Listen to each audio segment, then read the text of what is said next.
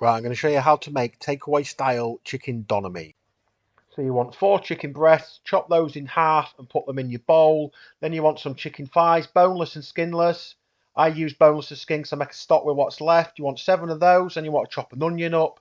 Just roughly chop it up, put it in a container, blend it so it's down to a paste. Then get all the liquid out of the paste from a sieve. Then you want 3 tablespoons of Greek yogurt, 5 tablespoons of tomato paste, 1 tablespoon chipotle paste, 2 tablespoons oregano, 1 tablespoon thyme, 1 teaspoon cumin, 1 teaspoon black pepper, and 1 teaspoon of salt.